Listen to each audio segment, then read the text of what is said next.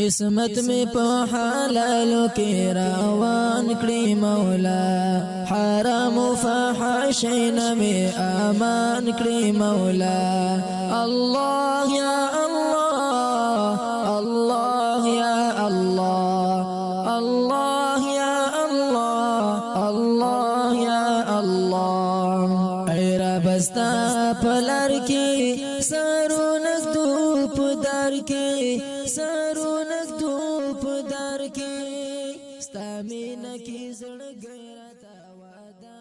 السلام علیکم. د منار راډیو درنو اوردونکو سلامونه او نیکی هیلې مو منئ. په دې هیله چې تاسې به ټول روغ جوړ استئ او د ژوند پر ټولو ناخواله به برلاسي استئ. قدرمنو اوردونکو د حق څلي د خپرونې وخت را ورسېدلو. په دې خپرونه کې تاسو ته بهتره معلومه ده چې د بخاري شریف له کتاب څخه تاسو ته د احادیثو درس در وړاندې کیږي. خپرونه په غور واورئ ترڅو له دې خپرونې ډېر څه لاسته راوړئ. زه کمینی ما او ډیر د قدر ول شیخ صاحب زین العابدین مدنی اساسی قربتوب کوو. شیخ صاحب مهرباني. الحمد لله حمدا كثيرا طيبا مباركا فيه، والصلاة والسلام على أشرف الأنبياء والمرسلين سيدنا ونبينا محمد وآله وصحبه أجمعين. سبحانك لا علم لنا إلا ما علمتنا إنك أنت العليم الحكيم. رب اشرح لي صدري ويسر لي أمري واحلل عقدة من لساني يفقهوا قولي. أعوذ بالله من الشيطان الرجيم. بسم الله الرحمن الرحيم. باب يلبس أحسن ما يجد. وقال الإمام البخاري بسندنا المتصل إليه قال حدثنا عبد الله بن يوسف قال أخبرنا مالك عن نافع عن عبد الله بن عمر رضي الله عنهما ورحم الله على جميع المحدثين أن عمر بن الخطاب رأى حلة سيراء عند باب المسجد فقال يا رسول الله لو اشتريت هذه فلبستها يوم الجمعة وللوفد إذا قدموا عليك. فقال رسول الله صلى الله عليه وسلم إنما يلبس هذه من لا خلاق له في الآخرة. ثم جاءت رسول الله صلى الله عليه وسلم منها حلل فأتى عمر بن الخطاب رضي الله عنه منها حلة فقال عمر يا رسول الله كسوتنيها وقد قلت في حلة عطارد ما قلت. قال رسول الله صلى الله عليه وسلم إني لم أكسكها لتلبسها. وكساها عمر بن الخطاب رضي الله عنه أخا له بمكة مشركا. امام بخاری رحمت الله علیه رحمتا واسعتا کتاب الاذان کې مسائل د مانځه منظم شکل سره ذکر کړي. یو باب پسې بل باب داسي بیا داغې نه وروسته په کتاب الجمعه باندې شروع کړه. کتاب الجمعه کې اوم باب قائم کو په دې عنوان باندې چې باب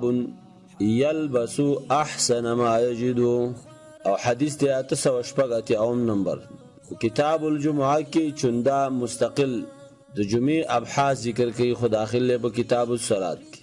کتاب الجمعه کې اوم باب یا اوم عنوان د ترجمه الباب دا کې خست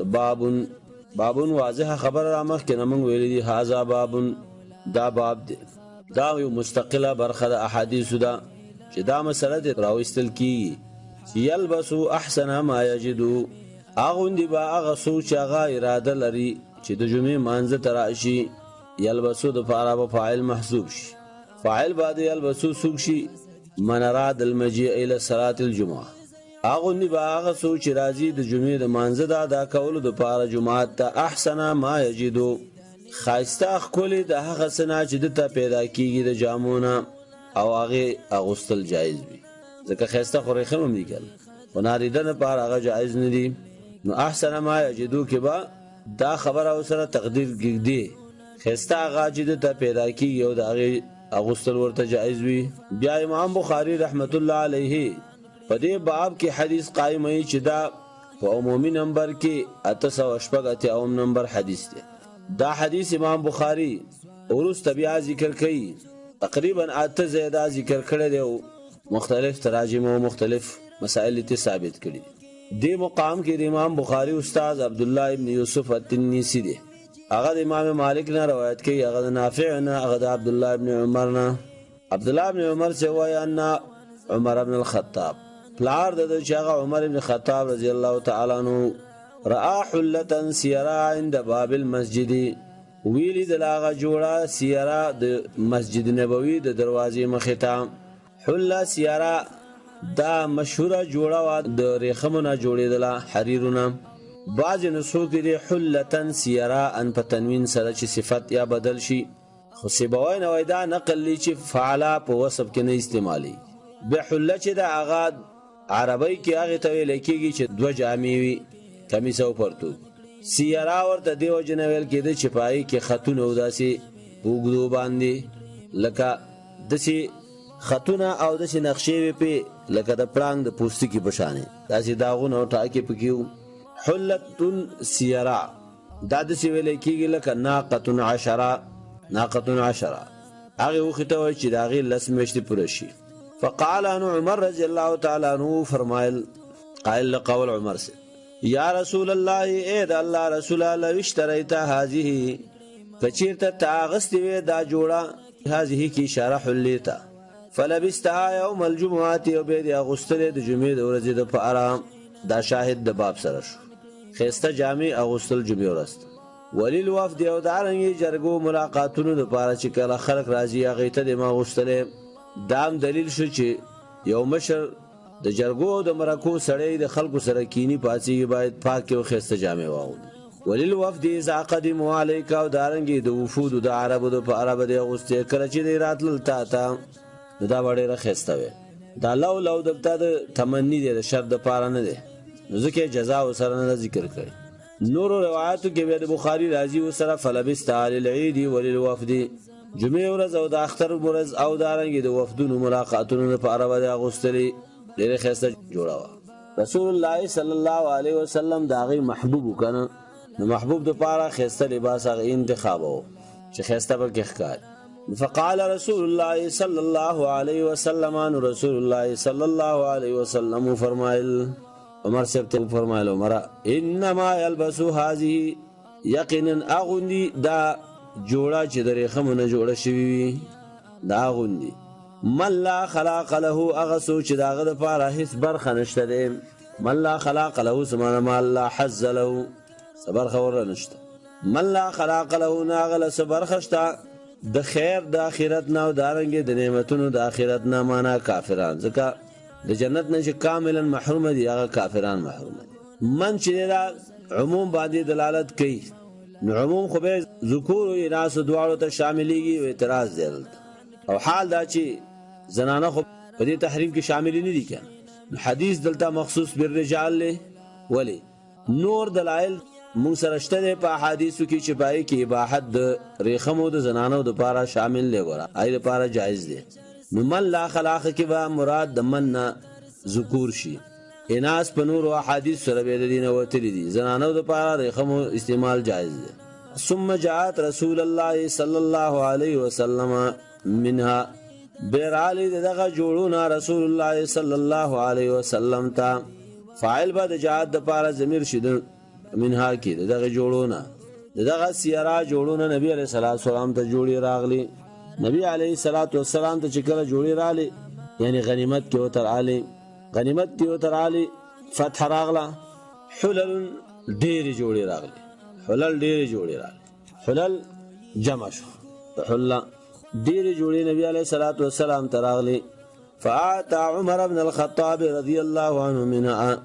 نور کړ عمر بن الخطاب رضی الله تعالی عنہ ته منها عددینا د دې جوړینه ته جوړا ورکړه. عمر ته ورکړه د دې جوړونه حلتن یو جوړا. فقال عمر رضی الله تعالی عنہ یا رسول الله اذا الله پیغمبر کسوتنیها تا ما ته دا جوړه راکړه. کسوتنیها کی تعبیر د جوړینه په غستلو سره وکړو. رسول الله صلی الله علیه وسلم اغوستلی کنه، یعنی را دې کړه دې د بارا چیزې واغوندم. وقد قلت فی حلة عطارد ما قلت او تا په جوړو د عطارد کې چې دا حلة سیرا مشهور وی په حله عطارد باندې هم. عطارد چې د دنوم دی عطارد ابن حاجب ابن زراره التمیمی دا په وفد د بني تمیم کې راغلی رسول الله صلی الله علیه وسلم باندې ایمان راوړ او د ملګرو سره صحابي دي صحبت ثابت دي د بعد دې جوړو د سیرا جوړو کاروبار کو نو دا په عربو کې په دوه نمونو مشهور وي کله به حل عطارد وته ویل او کله به حلتون سیرا ورته ویل دا مشهور وي سیرا دې وجنه وته ویل چې پای کې نقشې وي ښا مخکې تیر شو عطارد یو ته بده وجه ویل چې هغه عطارد ابن حاجب ابن زراره تمیمی رضی الله عنه راوړلې خرڅولې عمر سے ورته ویل تا د عطارد په جوړه کې وینا وکړه معقول تا چې تا وینا وکړې و چې دا خو هغه څوک غوندي او وینا دا چې انما يلبسوا من لا خلاق له مخکې تیر شو دا خو هغه څوک غوندي چې هغه په آخرت کې برخه نه آخرت په نعمتونو نو عمر سے هغه خبره ته فکر قال رسول الله صلى الله عليه وآله وسلم ان رسول الله صلى الله عليه وآله وسلم ورتویل انی لم اکسک لتلبسها ودا الله بنده ما خو تعالی دا نو درکړي چې تی واغوندي ځان د پاره بلکې دې لمه درکړه چې زینه سفیده واخل نور خرڅه کې په پیسو فایده واخل معنا دا حکم په خپل حال باندې باقی دی عمر صاحب دلته دا خبره وا چې یا خود رسول الله صلی الله علیه وسلم شوی دی یا حکم بدل شوی دی نو ځکه ورته ویل چې تا خدای عطارد جوړه کې مخکې د خبره کړو رسول الله صلی الله علیه وسلم ورته ویل چې نه ير شویرانه نه دی خبره ما خبره ده خو ما د دې لپاره نه درکړې تلبسا چې تی واغوندي بلکې دې لپاره مې درکړې چې نفته واخلي ذکر روایت د مسلم کې سره داشتا اعطيتك لتبيع وتصيب بها حاجتك دا د مسلم پر روایت کې سره دي تعالی مې درکړه د دې لپاره چې تی خرڅ کېو دا غي خپل ضرورتونه پوره کړي روایت د احمد خو به بالکل بدید باندې واضح صریح دی او اعطيتكه تبيعه دې لپاره مې درکړه چې تی خرڅ کړي نای کې دی فباعه ب1000 درهم دا پر روایت د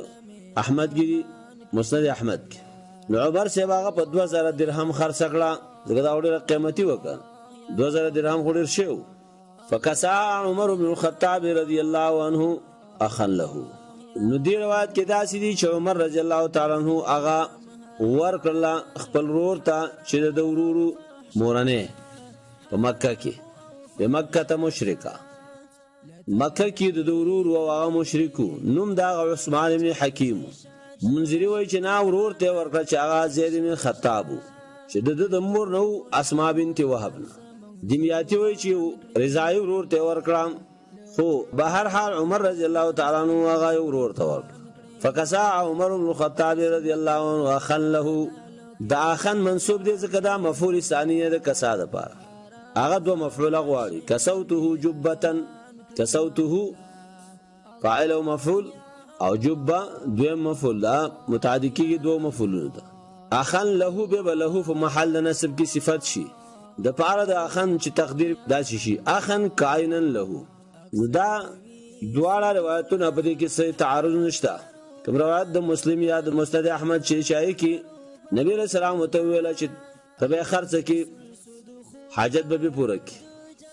او دی کې دي چې عمر رضی الله عنه به خرڅ نه کړ هغه خپل ورته ولېګل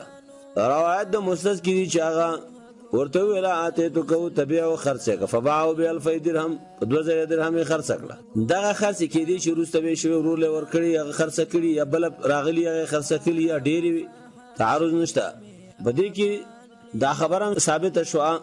چې خیر خېګنه د خپل اقارب سره کافر وی جایز ده ځکه مشرکان دلیل په دی باندې او دا صحیح خبره ده چې کفار چې دي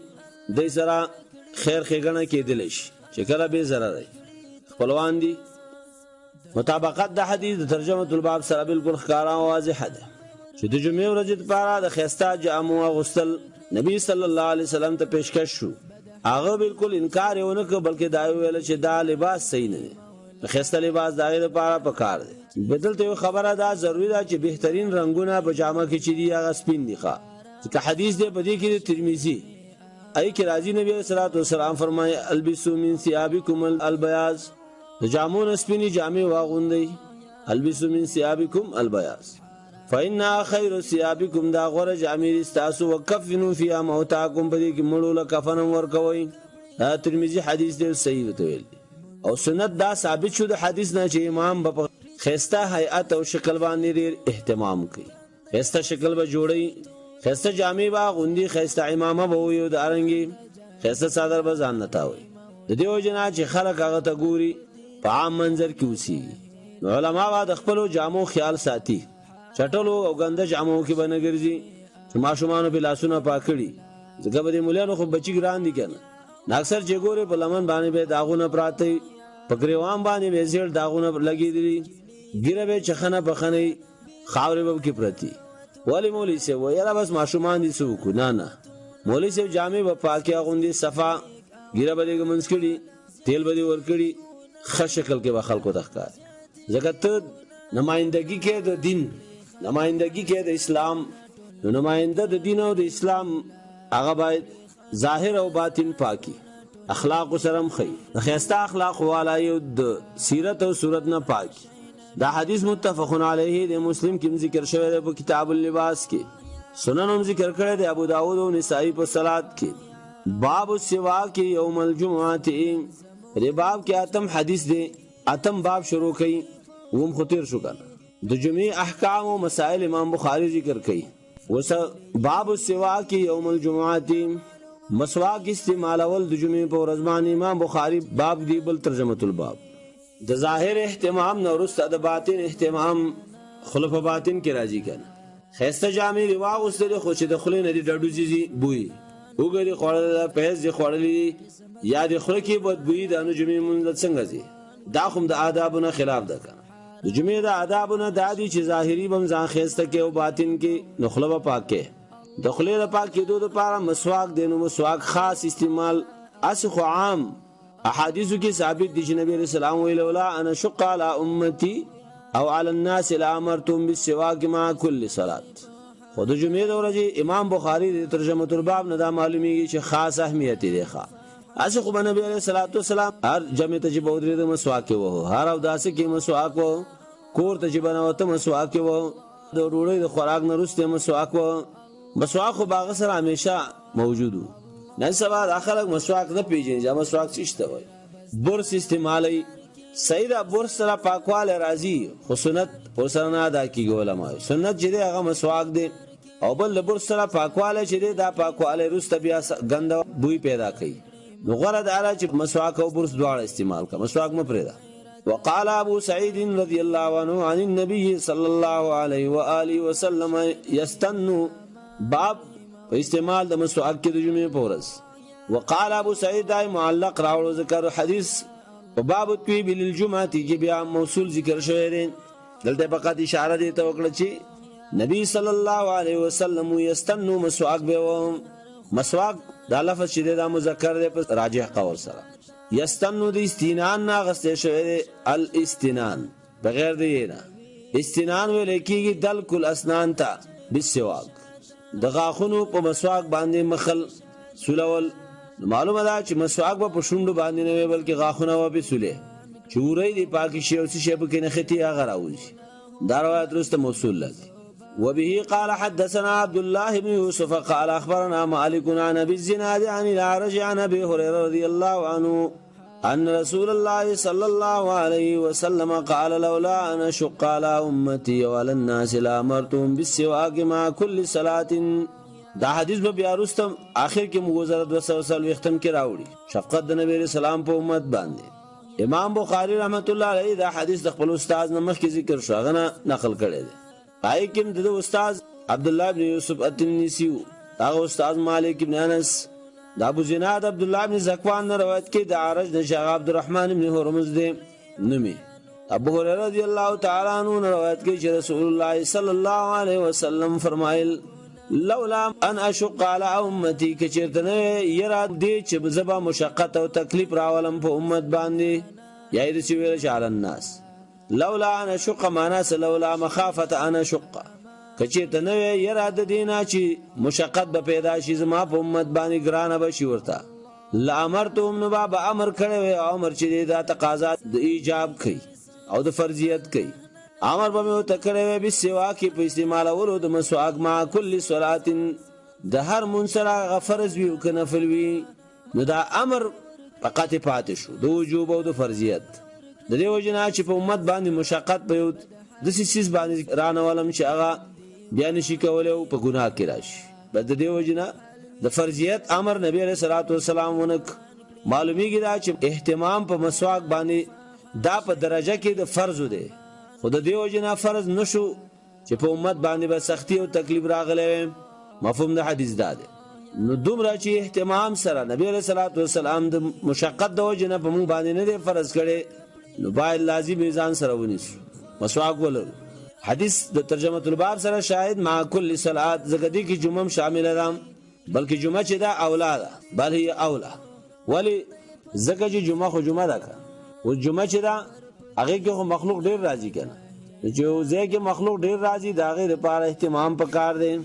نو زکه وای چې جمعه اولا ده، زکه چې پای کې تحسین طلب د خاص د ظاهرم شوی دی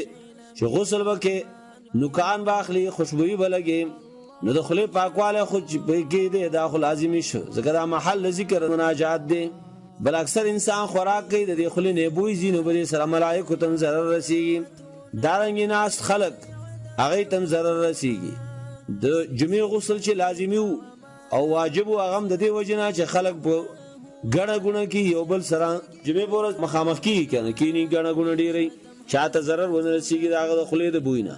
او دی وجنه خوشبوئی لګول د لپاره لازم شو، غسل او تنظیف او ترتیب د لپاره لازم شو. او دا رنګ یو حدیث کې مشتا، حدیث د بزار روایت سره بزار نقل کړي د علی رضی الله عنه. حدیث کې دي چې ان الملک لا يزال يدنو من المصلي يستمع القرآن حتى يضع فاه على فيه، دا چې روایت راغله. په وخت د قرأت د قرآن کې وای ملائک چې دا نزدیکیږي مونږ کوونکی ته قرآن د اوري حتی چې داخله د دخل تر رسي. او د ملائکه سره د ادب نه دا خبره مونږ مخکې کړې و چې د ملائکه سره مين لري او داغه به ادب کوي. د ملائکه سره د ادب نه دا خبره دا چې بدبوئی به پزان کې نه پریری، خله به همیش پاکي صفا وي، مسواک به والی یا به بل شی باندې پاک کړي، مسواک یا بورچا دنداسا او چې شونډ نر د پاره به استری کول خندي او زنانه شي کولای، زنانه ته جایز ده. دارنګي خوشبوئی بدیل کوي ځکه چې د جمعې د ورځې اهتمام دی. همدغه روایت ابن حبان کې مراغله مسند احمد کې هاي کې دا د سواک مترۃ للفم مرضات للرب، مسواک اعلی د پاکولو دخلی او سبب دی د رضا د رب. روایت د ابن حبان او د ابن خزیمه نقل شي پای کې فضل الصلاه التي يستاق لها على الصلاه التي لا يستاق لها 70 ضعفا، فضیلت د منځ هغه چې هغه کې مسواک ویلې شي ګوردا د او د سنا علاوه شوخه مانځه لپاره مسواک استعمال کی. په هغه منځ باندې چې هغه کې مسواک نه ویلې شي 70 ضعفا او یا چند احادیث دی په فضایلو کې کار کوي، نو هغه مونږ چې پای اهتمام د دې کارونو وشي د ثواب زیات دي. خو پیغمبر علیه الصلاۃ والسلام د دې بشارتونو او فضیلتونو سره تاکید کړی دی او باقی دا مسواک به په امور د فطرت کې شمارل شوی دی، 10 من الفطره. کوم چې روایت د صحیح مسلم د عائشه رضی الله عنها، روایت د صحیح مسلم د عائشه رضی الله تعالی عنها هغه کې داسې دي 10 من الفطره، لس شیان د فطرت ندیش پای کې مسواک راغلی دی. وبه قال حدثنا ابو معمر قال حدثنا عبد الوارث قال حدثنا شعيب بن الحبحاب قال حدثنا انس رضي الله عنه قال قال رسول الله صلى الله عليه وسلم اكثرت عليكم في السواك. امام بخاری دا حدیث د ابو معمر نقل کړي د استاد دی چې نوم عبد الله بن عمرو بن ابي الحجاج دی. ابو معمر عبد الله بن عمرو بن ابي الحجاج البصري، هغه استاد عبد الوارث بن سعید دی، هغه د شعیب بن الحبحاب نه روایت کوي. شعیب بن الحبحاب البصری دا تابعی دی مشهور. هغه روایت د انس بن مالک رضی الله عنه نه کوي. انس وی رسول الله صلی الله علیه وسلم فرمایلی اکثر تو علیکم ما ډیر والو کو پتا زبان نه په حکم کولو کې فی سواک په استعمالولو د مسواک کې اکثر رسمانه مکرر مې د تاسو نه دی مطالبه وکړه، دې ته تشویق او ترغیب کړی. نو مطابقت د ترجمه د حدیث سره د دین لري چې اکثار فی سواک او تیزی په سواک او ترغیب سواک ته ور کول مسواک ته په هر مانځ کې نجومه پکې په طریقې اوله سره داخله شو. مخکې په دې خبره وکړه. وبه قال حدثنا محمد بن كثير قال اخبرنا سفيان عن منصور وحسين عن ابي وائل عن حذيفه رضي الله عنه قال كان النبي صلى الله عليه وسلم اذا قام من الليل يشوس فاه. په دې روایت کې امام بخاری د محمد ابن کثیر نه روایت کوي دا د استاد دی. داغه استاد سفیان نه مراد سفیان ثوری دی، ځکه چې هغه روایت د منصور نه ثابت دی، منصور بن معتمر نه. دارنګه د حسین چې دی حسین ابن عبد الرحمن چې د دې دواړو استاد ابو وائل شقیق ابن سلمہ الکوفی، هغه د حذیفه ابن الیمان رضی الله تعالی عنہ شاګرد دی. هغه روایت کوي وایي او نبی صلی الله علیه وسلم اذا قام من الليل، کله چې به د شپې پاسې د تهجد مانځه ته یشوس فاون، هغه به سلول غاښونه شاس یشوس سلولو ته وایي. نو حدیث نه معلومه شوه کله چې مسواک د شپې مواله کېږي د پاره دی چې د شپې وهلو سره د خولې هغه وږم ختم شي چې کوم د شپې په تیرېدو سره پیدا شوی. بله پیدا د شپې دا ده چې سړی د شپې مانځه ته پاڅي مسواک ووایي نو د خوب و تختیخه تازه شي. نو د جمعې دپاره خو غوره شه که د جمعې دپاره ځکه غوره شه چې هکې خو مخکې خبره موږ وکړه جمعه په طریقه اولا په دې کې لازم شو. اصل د مسواک په رابطه باندې احادیث په کتاب الوضو کې تیر شي وخه د هغې نه دا یو څو احادیث راواغستل په دې خاطر باندې چې نورو منځونو کې وهل سنت شو په تاکید سره، نو په جمعه کې په طریقه اولا باندې لازم دي ځکه دا هم د نورو منځونو غوندې منځ دی. اوس د مسواک اړوند یو بل ترجمه الباب کې یو بل مسله چې تا سره مسواک خپل نه د بل په مسواک باندې مسواک وې څه بکې هم دا غځې نه وي که نه هغه به تازه کې او نوی کې وي. نو باب دی باب من تسوکا بسواک غیره، باب دی په بیان د دې کې چې سړی مسواک کوي خو مسواک د بل چا هغه استعمالوي حکم یې سره او طریقې سره. وبه قال حدثنا اسماعیل قال حدثني سليمان بن بلال قال هشام بن عروه قال هشام بن عروه اخبرني ابي عن عائشه رضي الله عنها قالت دخل عبد الرحمن بن ابي بكر ومعه سواك يستن به فنظر اليه رسول الله صلى الله عليه وسلم فقلت له اعطني هذا السواك يا عبد الرحمن فاعطانيه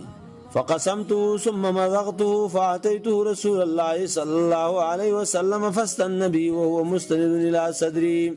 دا حدیث دا حالت دی چې نبی صلی الله علیه وسلم په مرض الموت باندې پروت دی. امام بخاری د خپل استاد اسماعیل ابن ابي اویس نه دا روایت نقل کړی دی. دا استاد سليمان ابن بلال دی. هغه روایت د هشام ابن عروه نه کوي او هغه د خپل پلار نه کوي عروه ابن زبیر ابن العوام رضی الله تعالی عنهما. هغه د عائشه رضی الله تعالی عنها روایت کوي او دخل عبد الرحمن راغ ورور زما عبد الرحمن ابن ابي بکر الصدیق رضی الله عنه زما کوټه نه تا د پاره د عیادت او بیمار پر سید رسول الله صلی الله علیه وسلم چې کله هغه مریضو ومعه سواک و حالیا په دې حال کې چې د عبدالرحمن سره مسواکو یستنو دابل حال په دې حال کې چې هغه په سلول غاخونه یعنی په خله کې وه او دا را داخل شو. فنظر الیه نو وقتل عبدالرحمن ته رسول الله صلی الله علیه وسلم نو فرمایل عائشه پوښوا عائشه خو خيار خزو نو عائشه ویلا فقلت له ما عبدالرحمن ته ویلا اے عبدالرحمن اعتني هذا السواك.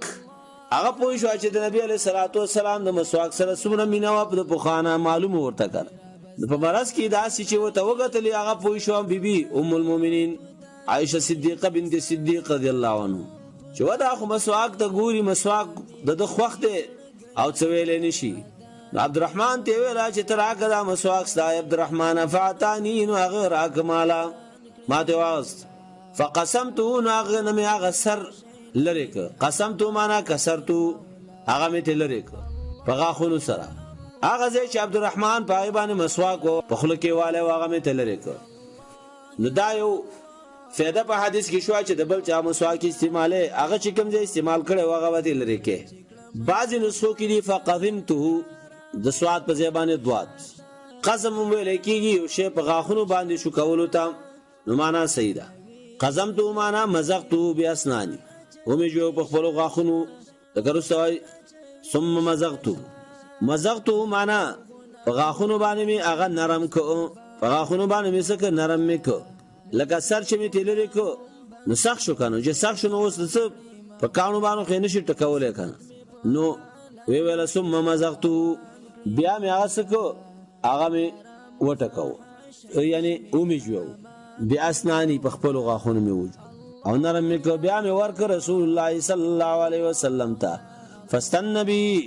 نو هغه مسواک په دې سره اوه په خله کې مبارکه کې او هو مستند الى صدری په دې حالت کې چې تکي وه لوازم اسینی ته یعنی د ټینګېدونو په دې سخت حالت کې نو حدیث باندې باندې دلیل شو چې نبی صلی الله علیه وسلم د مسواک سره دونه مینه وا چې د مرض موت په حالت کې چې دا بالکل په خله باندې غوښتل نشو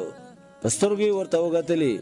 او په دغه حالت کې چې دا د ټینګېدونو د عائشه رضی الله عنها اسینی ته تک اواله دا اهمیت شو د مسواک بل چا د مسواک دا غستو طریقه دا شو د امام بخاری باب کې خو من تسوق به سواک غیره حکم دا دی چې جایز دی طریقې دا دی چې د اثر به ولا ختم کې نه تازه به جوړ کی بس دا خبره خلاص د فائدې لپاره دا یو باب دل تراول به تزي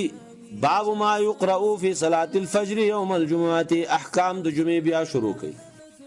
دا خو د دې لپاره راوړو چې مانځه ته ودرېږي نو مخکې دی نه چې ته تکبیر تحریم او مسواک دی وو خبر اخلاص شو خپل دی نه ربط د دې باب د مخ کې سره دا خپل دی نه نو پر دې مسواک د تلاس ته درغه اجازه ته چا وکړو درې کې دا واخلا نو دا غي طریقه دار چې هبه سم د سی خلک نه وي دا غي د خلینو مرزونه براش شریعت خو ګره د ټولو مسایلو ته ګوري نو هغه طریقه دا چې هغه غوڅ کې سرداغي او به نرم کې خلک به وي نو دې تراته شو چې قرائت جمعې کې وسنګ ده باب ما يقرأ في صلاة الفجر د جمعې د سحر مانځ کې قرائت د کوم سورتونو سنت دي دې رابطه باندې ترجمه الباب قائم ترجمه الباب د اثبات د لپاره حدیث راوړي و به قال حدثنا ابو نعيم قال حدثنا سفيان عن سعد بن ابراهيم عن عبد الرحمن وهو ابن هرمز عن ابي هريره رضي الله عنه قال كان النبي صلى الله عليه وسلم يقرأ في الجمعة في صلاة الفجر ألف لام ميم تنزيل الكتاب لا ريب فيه من رب العالمين سورة السجدة او دارنگی وهلت على الانسان حين من الدهر سورة الدهر امام بخاری په دې حدیث کې استاد ابو نعیم دی چې نوم الفضل ابن دکین نقل شوی دی دا استاد په حدیث کې سفیان ثوری دی د سعید ابن ابراهیم ابن عبد الرحمن ابن عوف دغه روایت کې چې دا په صغار تابعینو کې دی حافظ وای هغه روایت د عبد الرحمن نه کې چې حدیث کې عبد الرحمن ابن هرمز په خپل امام بخاری واضح کړی دی چې مشهور دی په اعرج سره د کبار تابعینو نه دی ابو هريره سے ډېر حدیث نقل کړی دی دا روایت د ابو هريره رضی الله تعالی عنہ نه کې ابو هريره سے وایو نبی صلی الله علیه وسلم يقرأ في الفجر لستوی په فجر کې د یوم جمعه يقرأ في الفجر يوم الجمعه بعض نسخو کې دی يقرأ في الجمعه في صلاه الفجر د جمعې د ورځې په سحر مانځ کې به لستو الف لام میم تنزيل سوره السجده پاول رکعت کې او هل تعالی الانسان حين من الدهر سوره الدهر په دویم رکعت کې ټول بیا په تنزيل کې سجده ده نو سجده به روسته کوله چې کله سلام واړو حکمت د دې دواړو سوراتونو په لستلو کې په دوام سره سوچ نبی رسول الله د جمعې په سار د لستل علما او اشاره په دې کې دي تر چې دي کې د آدم علی السلام د پیدایش احوال د یوم قیامت ذکر دي او قیامت به د جمعې په ورځ باندې د دې جنوي سار کې د لستل باب الجمعه فی القرى والمدن یو بل مسلې ته اشاره کوي چې د جمعې منځ ادا کول حکم په کلو او په خرونو کې څه جایز دی کنه جایز ده باب الجمعه سمانا باب حکم صلاه الجمعه حکم د جمعې منځ ادا کولو فی القرى قرى دا واحد د چې قريه ده قرى جمع ده د قريه اطلاق کیږي په هر ځای باندې چې پای کې کورونه ګڼ جوړ شي یو بل ته نږدې د قريه وای او دارنګي په غزه باندې د ډیره حالته د ډیره کېدل قرار او آرام نیولې کوچ نه کوي کوچیان نه چې خیمه والی بلکې کورونه جوړ کړی دی یو بل ته نږدې معنا ډیر دی یو دوی په سله کړی دا چې دې کې با امیشو سیږي نو اطلاق د دې په مدونو باندې کیږي په کلو باندې کیږي بیا امسار چې دی هغه د مدونو نو د کلو نه غټ دی ښا چې واحد داغه مصر دی مصر جمع امسار راځي دا فی القرى والمدن چې دی دا والمدن دای تفسیر دی کلو کې او دانګي په مدونو کې مدن او قرى یو شی دي چې ګڼ کورونه امسار به د مدن نډیر غټ دي خارونه پدې کې د جمعې د مانزه د ادا کولو څه حکم دی اوس په دې باب کې حکم پرې دي احادیث او احادیث نقل کوي ته خپل حکم کاوه وبه قال حدثنا محمد بن المثنى قال حدثنا ابو عامر العقدي قال حدثنا ابراهيم بن تهمان عن ابي جمرة الضبعي عن ابن عباس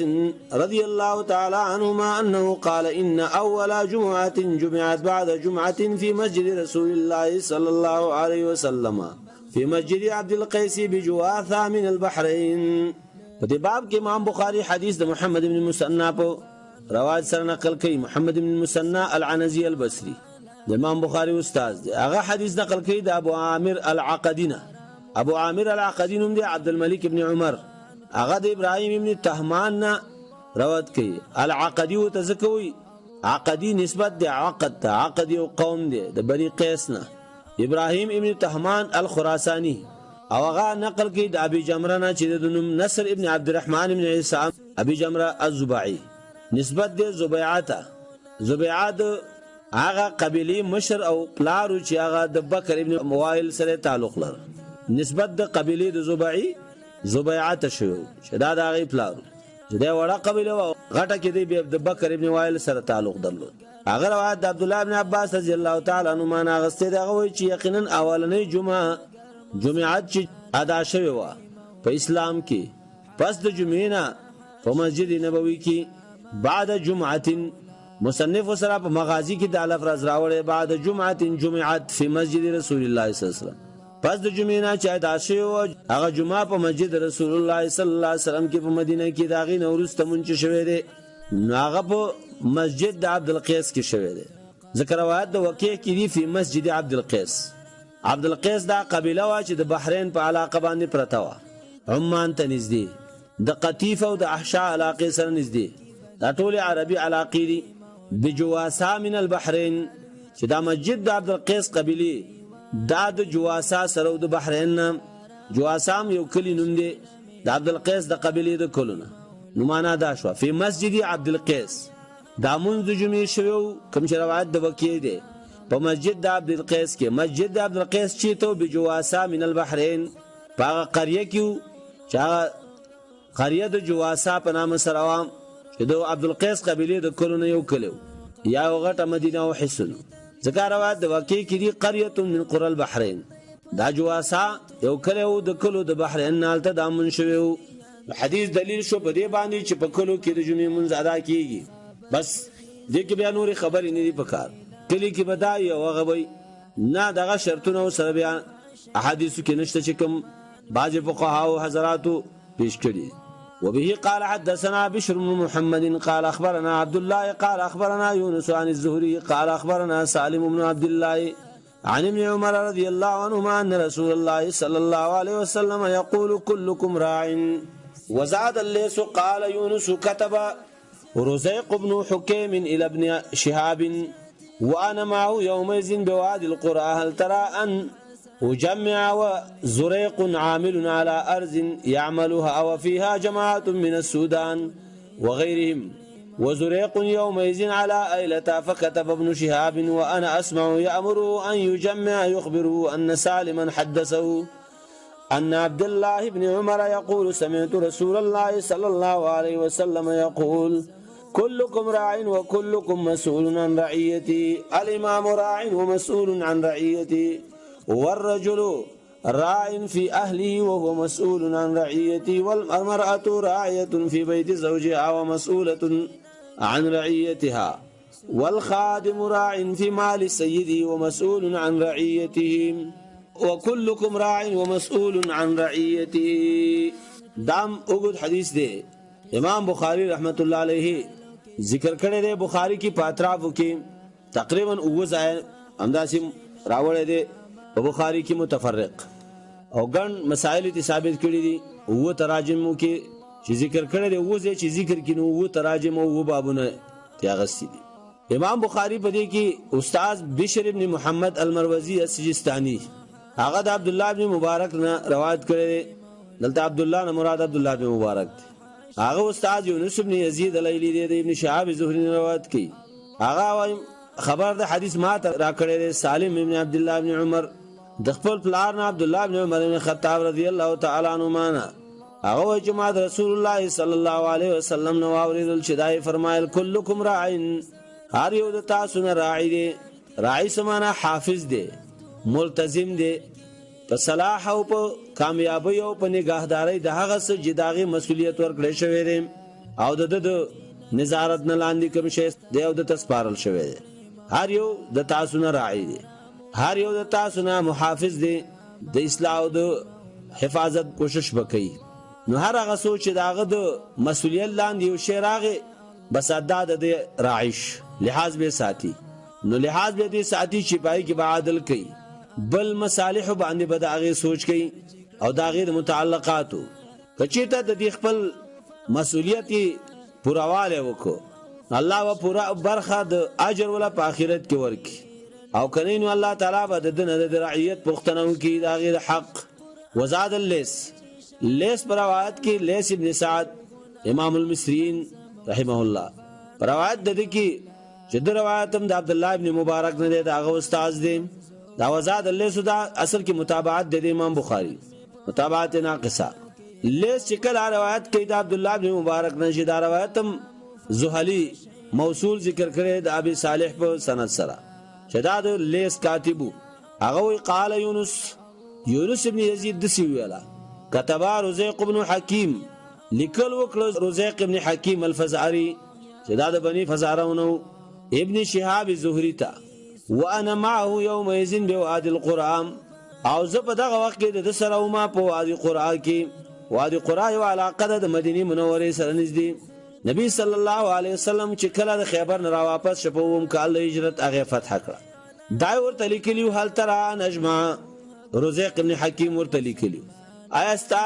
څه نظر دی زه جمع وکم چې ما سره کوم ملګری دي داغه سره راجم کوم د جمعې منځ کوم. زریق دا خبره کم زینه کوله نو دې وضاحت کوي چې زریق په دغه وخت عامل علی ارض دا عامل ویل کېږي هغه وخت مسؤل والی ول سوال ته هغه وخت به عاملین ورته ویل مسؤل عامل په غزمه ک باندې يعمل وا هغه آبادوله اصل کې مسؤلیت د آبادولو يعملها معنا يزرعها وفيها جماعات من السودان او په دې علاقه کې یو څه خلق د سودان والا اوسېدل تور وغيري مونور خلقمو. او رزيق چې دا امیرو د عمر ابن عبد العزيز رحمت الله علیه په زمانه کې په آیله باندې ورزيق يومئذ على آیله. شارحین وایي چې رزيق په دغه وخت کې امیر د عمر ابن عبد العزيز رحمت الله علیه د خوانه على آیله پایله کلی باندې. حافظ وایي چې دا اوس خراب ده اوس په دینوم باندې دغه تکلې نشته. دا علاقه د حجاج د مصر او د غزې د ترجمه کی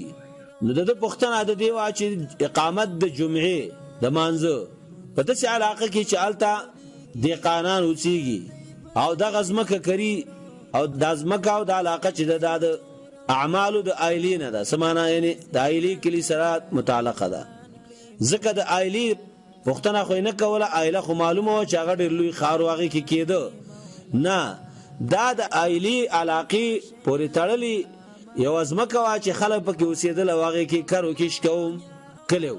نه دې پښتنه ته وکړه چې دې کې د جمعې منځو کوم څنګه یونس وی فكتب الیه ابن شهاب فكتب ان لیکل وکړه دې سړی ته محمد ابن شهاب رزيق ته خپل خط سره اغلست ابن شهاب او لیکل کول وانا اسمع یونس وی او ما اوریدل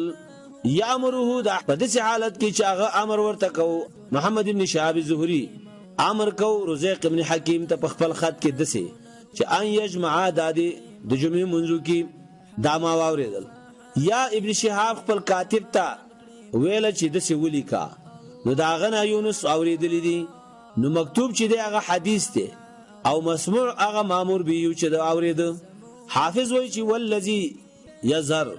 کما خبره چې ظاهرا معلومیږي هغه دا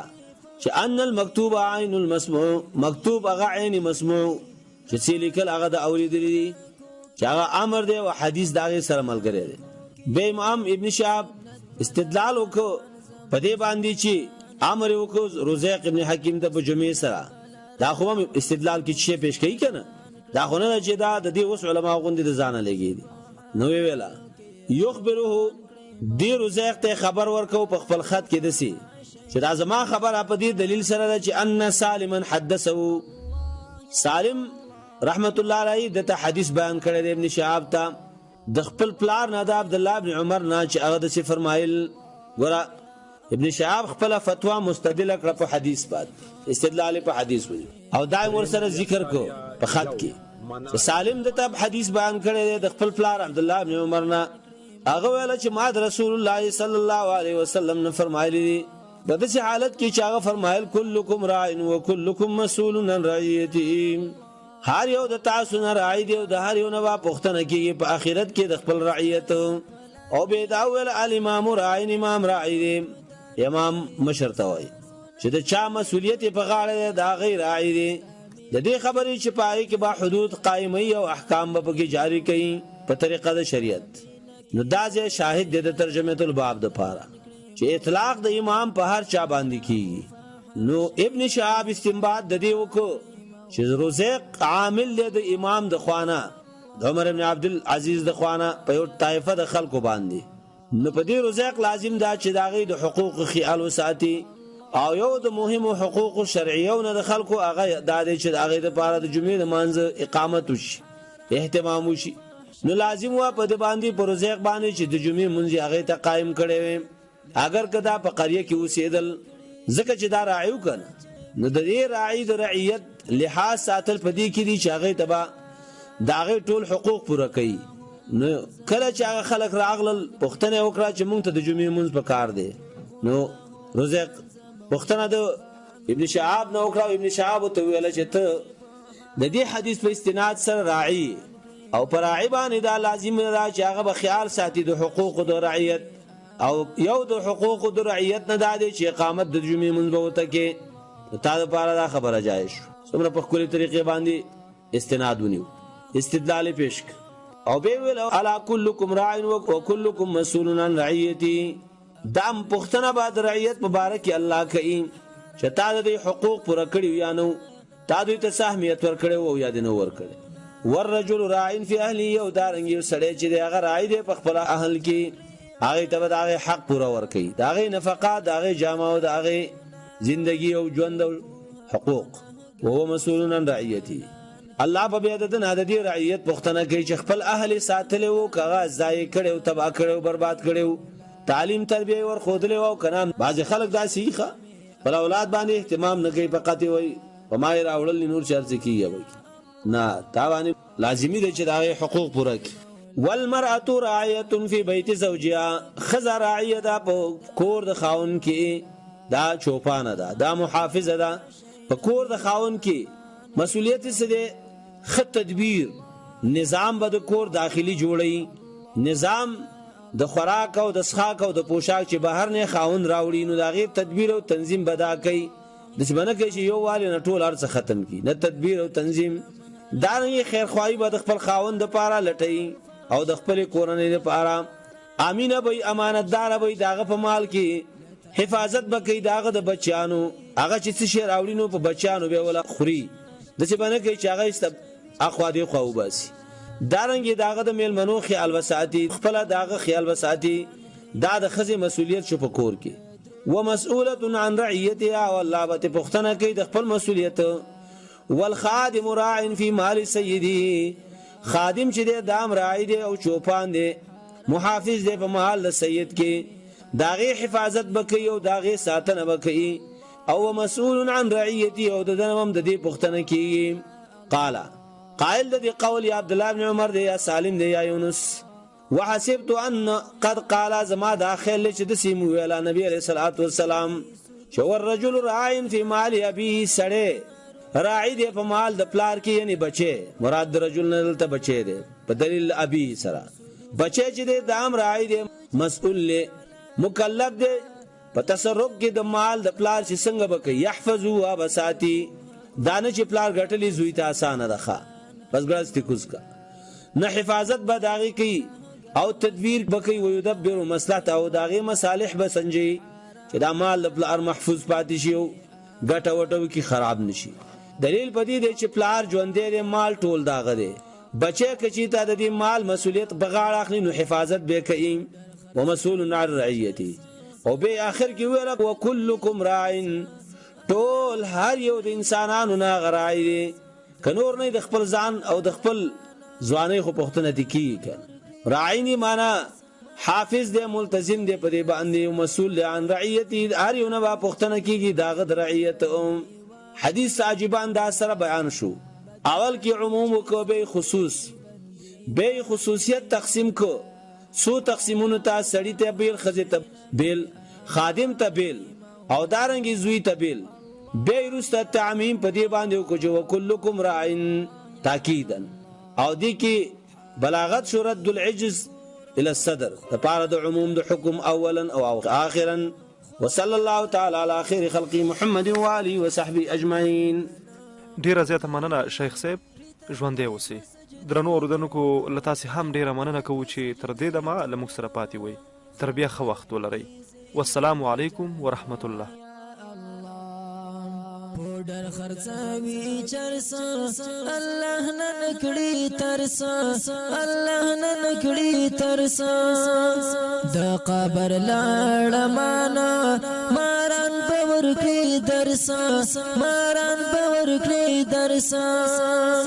بد حال وی چې سر اور کی بندیوان کړي مولا بد حال وی چې سر اور کی بندیوان کړي مولا حرام فحاشین میں امان کړي مولا الله